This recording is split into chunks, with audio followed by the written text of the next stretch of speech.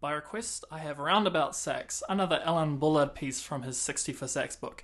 So it is a 12/8 piece, 1 and a 2 and a 3 and a 4 and a, so this compound quadruple time, and goes about 112 dotted crotchet beats a minute.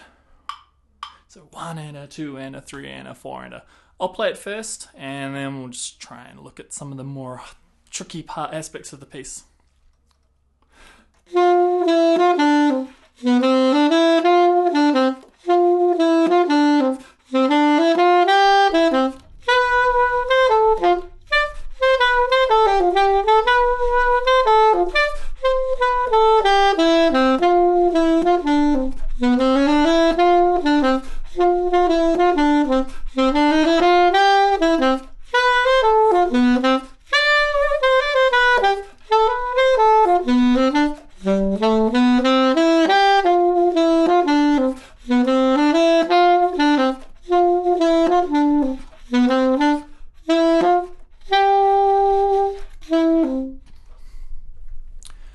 So, being a 12/8 piece with lots of crotchet quaver rhythms, ta ta ta ta ta, this piece does actually take on this kind of swing feel as if we're playing jazz. So 1 and 2 and 3 and 4 and we can play that up. It's totally legit.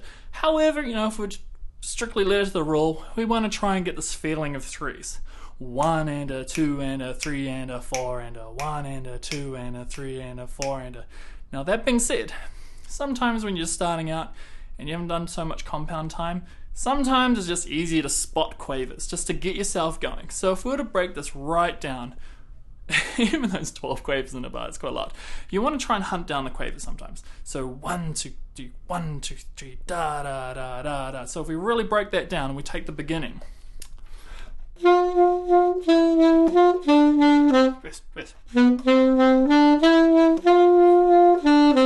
Now 12/8 time and music writing and in general, they do use some favors here. So with 12/8 time and compound time, you can generally see groups of 3 quavers. So they're not going to do something tricky on you and put like a minim or things. They like to, it's like you can put circles around each dotted crotchet beats worth of music. So you can see in that first bar, we've got this dotted crotchet, then we've got our crotchet quaver, another crotchet quaver, and then your crotchet rest quaver. So those are your groups of 3, and you want to spot those groups of 3 when you're playing a 12/8 time. That allows you to play a bit faster. You want to see those dotted crotchet beats to help you find the music pulse. So we've got something like this. So now we've got this 1, 2, 3, 1, 2, 3.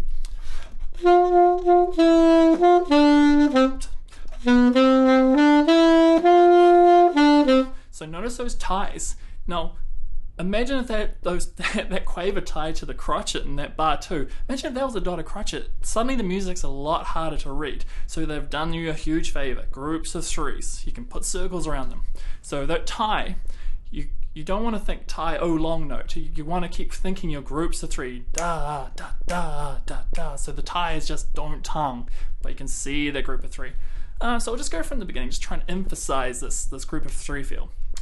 But buried in there is your quaver subdivision.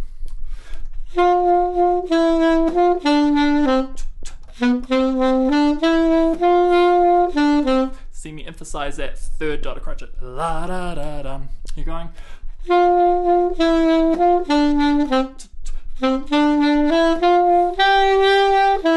See that beat 3. Da da da da da. And then hopefully by this stage you'll be able to get the pace up, and then you'll start to flow it a little bit quicker.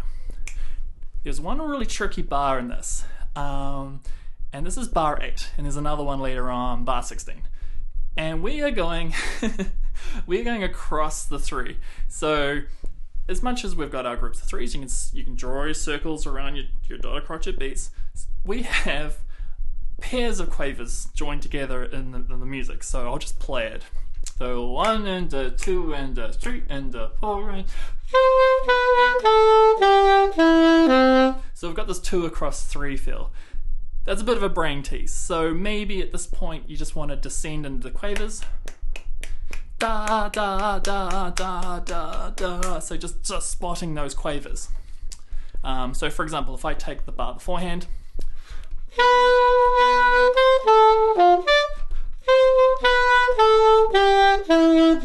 So I have this habit of, I make my saxophone bob up and down the dotted crotchets, but my foot is kind of doing the quavers. Da, da, da, da, da, da, ba-dum, ba-dum, ba-dum, ba-dum, ba-dum, ba-dum. So have fun with that one.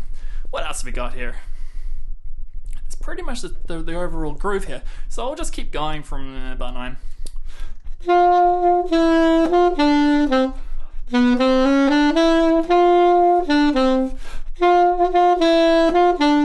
So always sing the groups of 3. Ba da da da da da da da.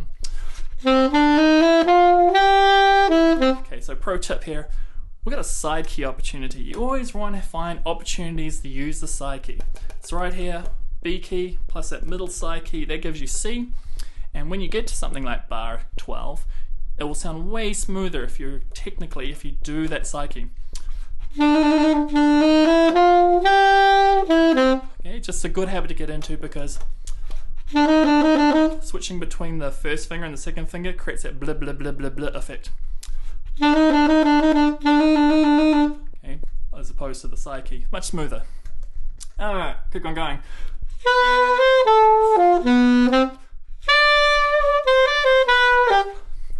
So we have some anticipation. So 1 and a 2 and a 3 and a 4 and a 1. So you want to really find that and 1 and a, and always when you have that tie, the anticipation to the next bar, you want to recount 1 and 1, 2, 3 and 1 and a 2 and a 3.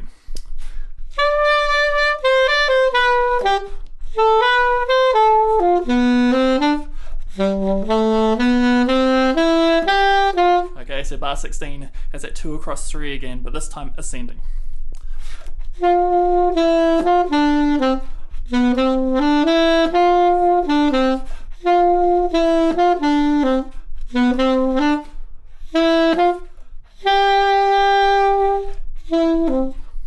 So bear in mind, I think this piece is in a B minor or D major? Probably D major.